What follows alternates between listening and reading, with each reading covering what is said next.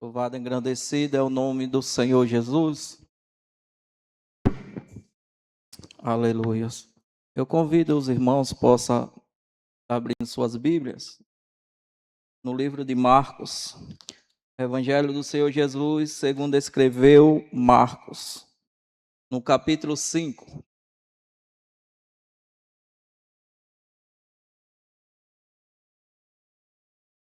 Marcos, capítulo 5, a partir do verso 21. Quem achou, diga amém, irmãos. Amém. Louvado e engrandecido é o Senhor.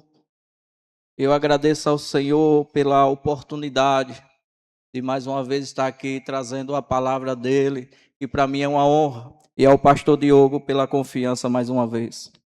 Amados, o texto da minha Bíblia está dizendo assim: a filha de Jairo e a cura de uma mulher. Eu vou repetir. O texto da minha Bíblia está dizendo o seguinte: a filha de Jairo e a cura de uma mulher. Amém? E passando Jesus outra vez num barco para o outro lado, ajuntou-se a ele uma grande multidão, e ele estava junto ao mar. E eis que chegou um dos principais da sinagoga, por nome Jairo, e vendo-o, prostou aos seus pés, e rogava-lhe muito, dizendo: minha filha está à morte. Rogo-te que venha e lhe imponha as mãos para que sare e viva. E foi com ele e seguia uma grande multidão que o apertava. Verso 25. E certa mulher que havia 12 anos tinha um fluxo de sangue, e que havia padecido muito com muitos médicos, e despendido de tudo quanto tinha, nada lhe aproveitando isso, antes ia a pior. E ouvindo falar de Jesus, veio por detrás entre a multidão e tocou nas suas vestes. Porque dizia: se tão somente tocar nas suas vestes, sararei. E logo se lhe secou a fonte do seu sangue, e sentiu em seu corpo já estar curado daquele mal. E logo Jesus, conhecendo que poder de si mesmo saíra, voltou-se para a multidão e disse: quem tocou nas minhas vestes? E disseram seus discípulos: vê que a multidão te aperta, e diz: quem me tocou? E ele olhava em redor para ver o que isto fizera. Então a mulher, que sabia que lhe tinha acontecido, temendo e tremendo, aproximou-se, prostou-se diante dele e disse-lhe toda a verdade. E ele disse: filha, a tua fé te salvou. Vá em paz e ser curada deste mal. Então ele ainda falando, chegaram alguns dos principais da sinagoga, a quem dissera: a tua filha já está morta, para que enfadas o mestre? E Jesus, tendo ouvido estas palavras, disse ao principal da sinagoga: não temas, crê somente. Amém, irmãos? Glória a Deus, louvado e engrandecido é o Senhor Jesus. É verdade que chega a situações onde nós perdemos o norte, nós perdemos o chão. Mas Marcos, nesta noite, não eu, o escritor, o evangelista Marcos, nessa noite ele está nos permitindo a conhecer, a lembrar, a retratar de duas situações a qual Jesus fez a diferença. No verso 21 vai dizer: e passando Jesus outra vez no barco para o outro lado. Irmãos, o capítulo 4 de Marcos vai dizer que o Senhor Jesus, em Cafarnaum, ele saiu de manhã da sua casa, e quando ele saiu, uma multidão já o esperava. Então ele entra no barco e começa a ensinar, e começa a falar, e naquela oportunidade ele falava sobre a parábola do semeador. E assim ele passou durante o dia ensinando, pregando, conversando com seus discípulos, e já era tarde quando ele resolve passar para o outro lado. O coração do Senhor Jesus ardia porque do outro lado, a saber, a 21 quilômetros de distância, O mar que ele tinha que atravessar, irmãos, era o lago da Galileia, mas por sua proporção, por sua distância, pelo seu tamanho, era conhecido como o mar da Galileia, porque do outro lado tinha alguém necessitando do Senhor Jesus. A saber, Jesus precisava ir para Decápolis, Jesus precisava ir para procurar ali em Gadara o endemoniado gadareno. Eu creio que todos conhecem essa história.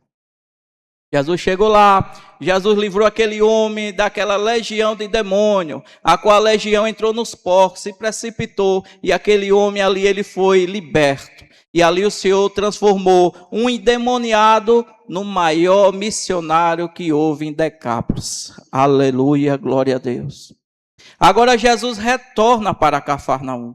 Quando Jesus chega em Cafarnaum, ele desce do barco, e a primeira coisa que acontece com o Senhor Jesus é que em meio à multidão, a grande multidão que Marcos relata, vem um homem, um principal da sinagoga, alguém poderoso, lança seus pés e clama a Jesus que vá até sua casa.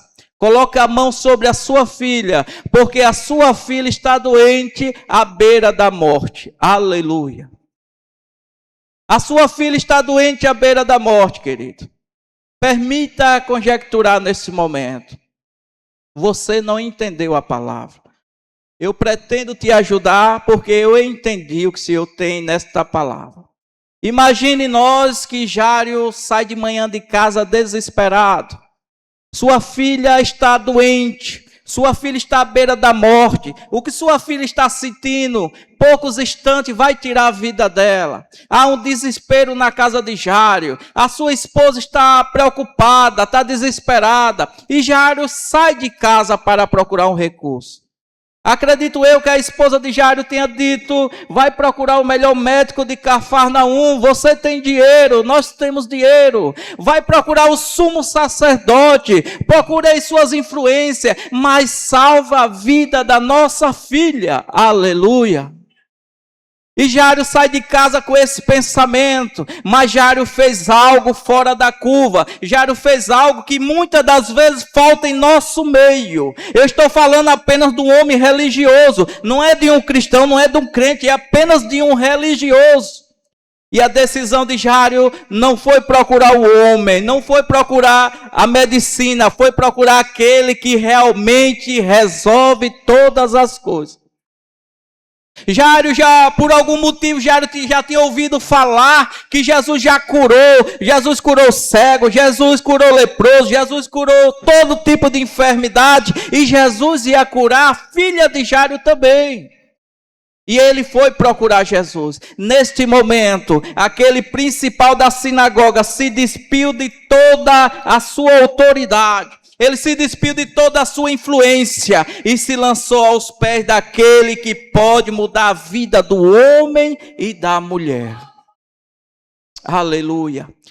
E Jário chega para Jesus dizendo que a sua filha está doente à beira da morte. E Jesus acompanha Jário até sua casa. Com Jesus e os seus discípulos. Com eles ia uma grande multidão. E no meio do caminho, irmão Jário apreensivo, mas crendo que algo ia acontecer quando Jesus chegasse na sua casa. Imagino eu que Jário disse, quando ele colocar a mão na minha filha, vai acontecer como aconteceu lá. Que ele curou, que ele ressuscitou Lázaro, que ele fez a diferença lá, vai fazer na minha casa também. Aquele homem procurou levar Jesus para sua casa e ele está apreensivo. Mas irmãos, não sei se com você é a mesma coisa. Quando você coloca algo na mão do Senhor, que você está crendo, que você está acreditando que vai acontecer. Você já notou que no meio do percurso sempre acontece alguma coisa?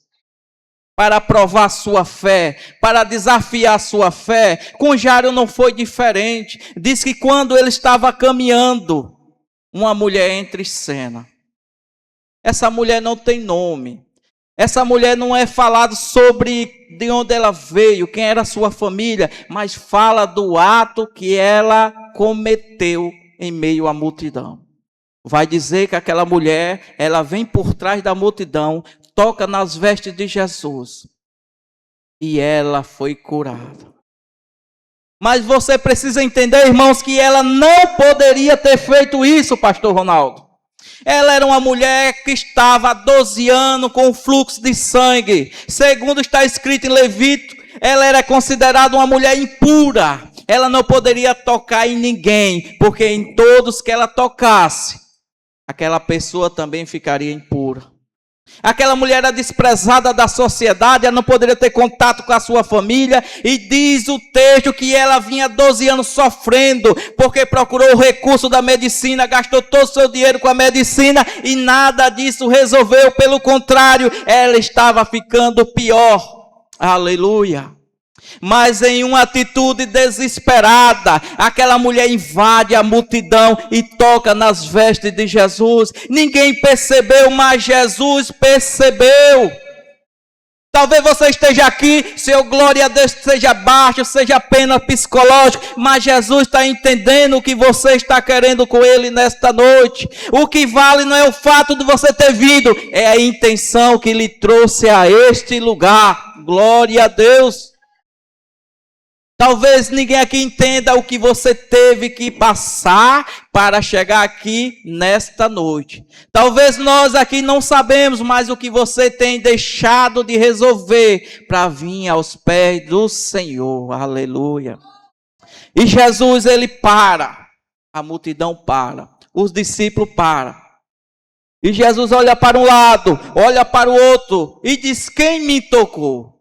Irmãos, eu entendo os discípulos, porque todos estão apertando o mestre, todos estão sufocando o mestre, e ele diz: quem me tocou? Aí Jesus, agora ele é preciso, alguém me tocou, porque eu senti que de mim saiu poder. Aleluia. E aquela mulher que foi curada, que sentiu que as suas carnes fecharam, que o sangue estancou, ela, tremendo, temendo, se lançou aos pés de Jesus e lhe falou toda a verdade. E você quer saber qual foi a atitude de Jesus? Não foi a atitude da família daquela mulher, pastor Ronaldo. Não foi a atitude dos demais daquela sociedade. Jesus olhou para aquela mulher e honrou ela mais do que a cura. Jesus disse: filha. Aleluia.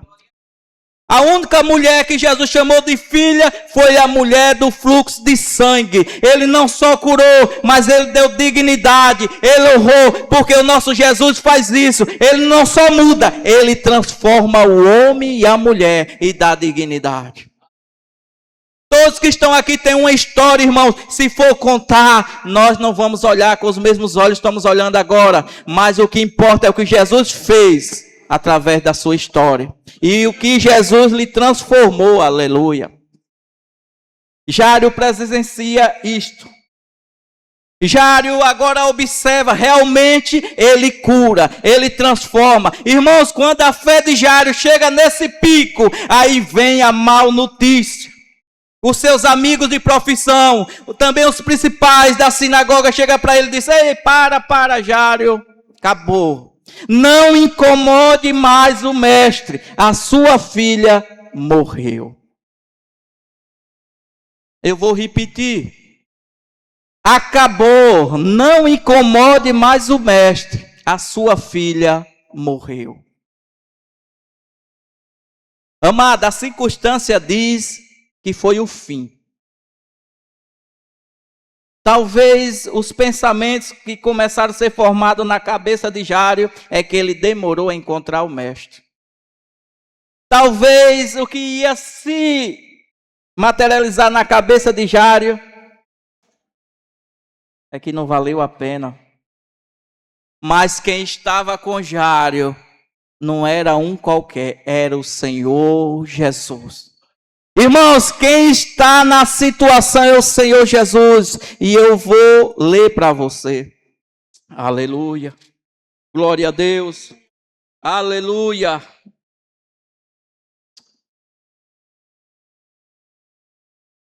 Aleluia. Jesus, tu é grande. Jesus, tu é maravilhoso. Verso 30.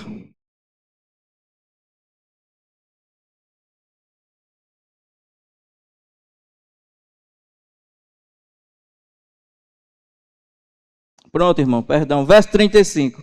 E estando ele ainda falando, chegou alguns dos principais da sinagoga, a quem disseram: a tua filha já está morta, para que te enfada mais o mestre? E Jesus, tendo ouvido estas palavras, disse ao principal da sinagoga, ou seja, a Jário: não temas, creia somente. Irmãos, acabou, é o fim. Você perdeu a sua causa. Seu casamento acabou. O seu filho voltou para as drogas. Acabou. Mas Jesus diz assim: não temas. Eu vou repetir. Jesus nessa noite está dizendo: não temas. Porque quem começa e quem termina é Ele. Tudo é pela permissão dEle. E se Ele diz que não temas, não temas. Porque o que não aconteceu ainda, vai acontecer. Porque se Ele prometeu, Ele garante. Ele assina, irmãos. E Jó já disse uma vez: Senhor, bem sei que tudo podes. E nenhum dos teus planos pode ser frustrado. Agora, já ele se afirma de novo na fé. Agora Jesus, ele vai continuar, mas Jesus diz: espera aí. Tem muita gente conversando, vai atrapalhar esse negócio. A multidão fica, os discípulos ficam, só vai comigo Pedro, João e Tiago e Jário. E eles seguiram para a casa de Jário. Quando Jesus chega na casa de Jário, o que os homens tinham falado, pastor, foi verdade. A filha de Jário já estava morta. O povo já estava chorando, o povo já estava se planteando, mas quem chegou no cenário foi aquele que pode mudar todas as coisas, aleluia. E Jesus chega, entra em casa e diz: por que é que vocês estão chorando? Ela não morreu não, ela está dormindo. E aqueles que antes estavam chorando, agora começam a rir da cara de Jesus. Ela morreu, que nós já fomos lá e viu.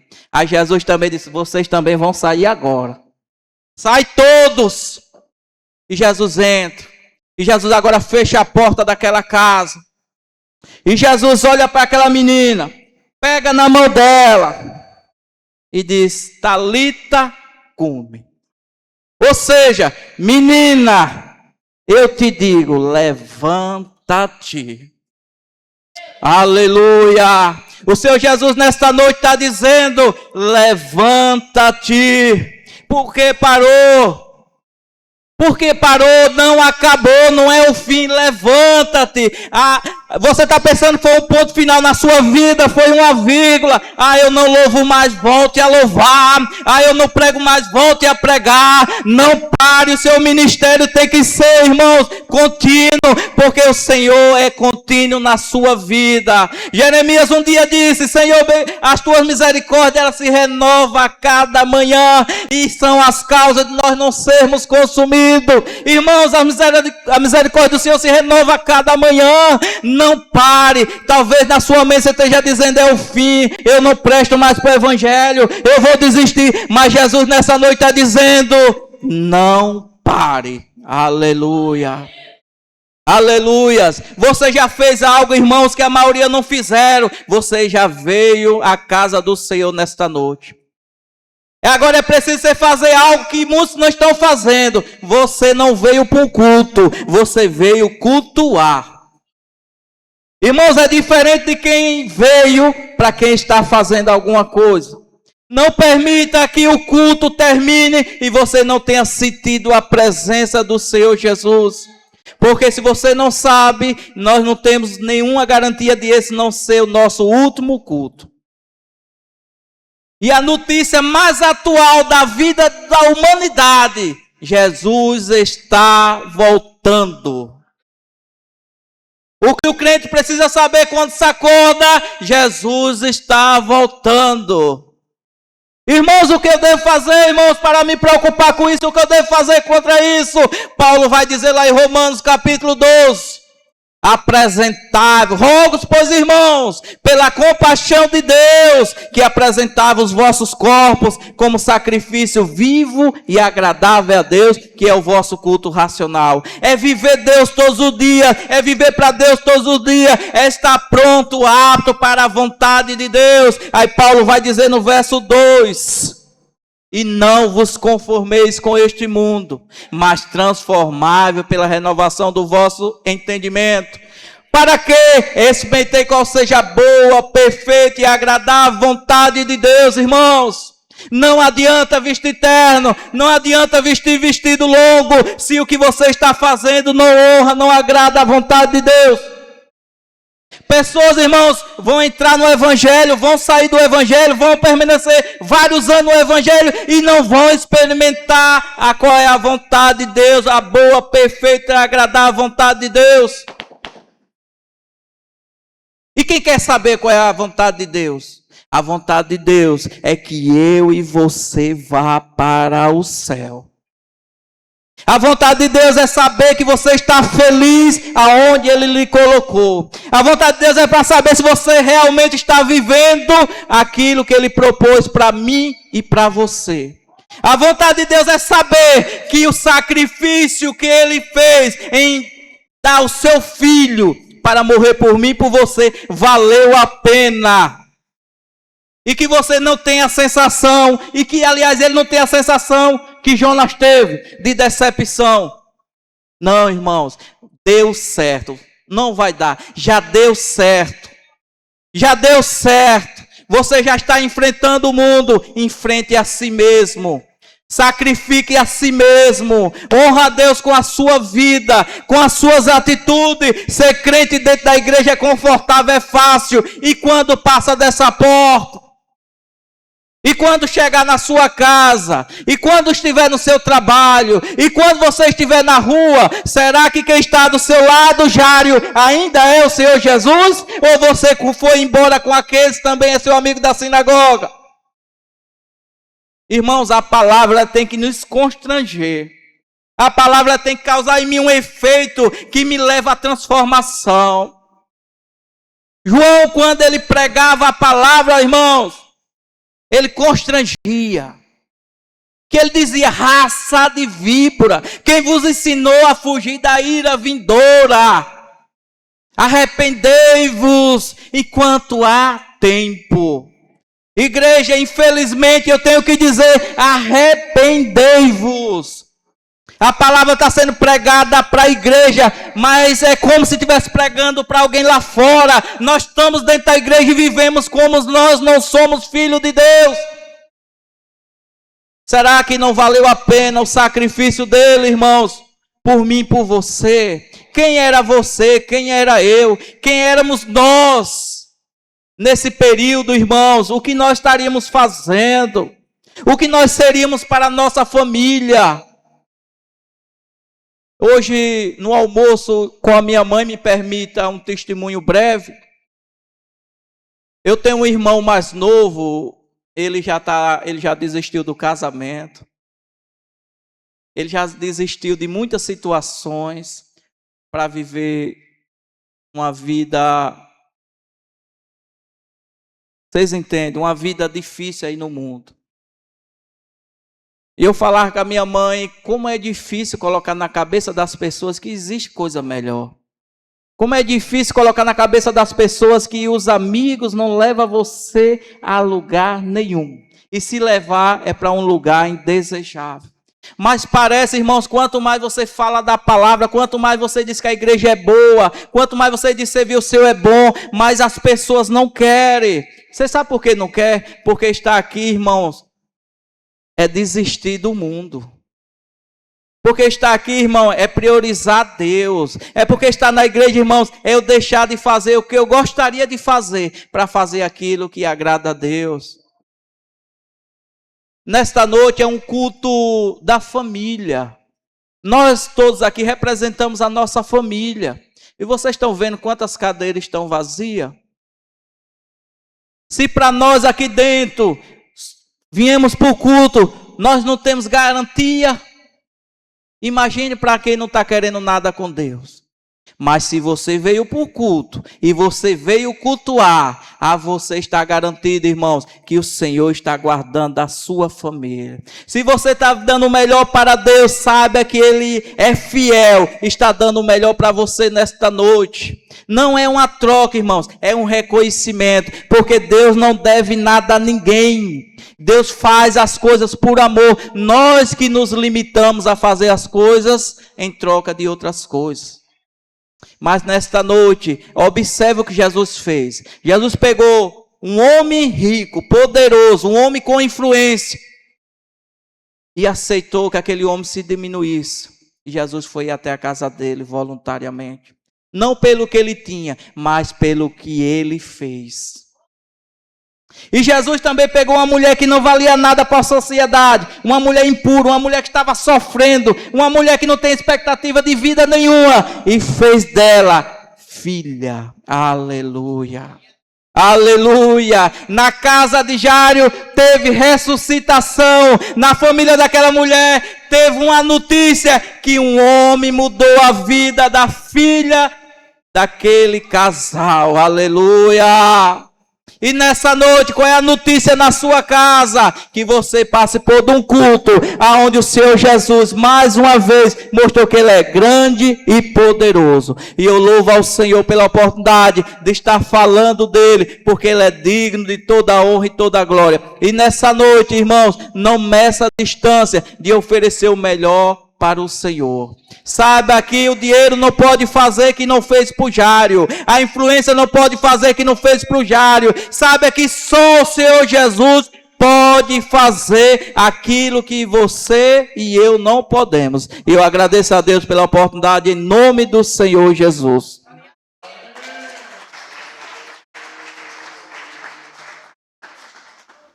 Glória a Deus. Queridos, todos evangélicos.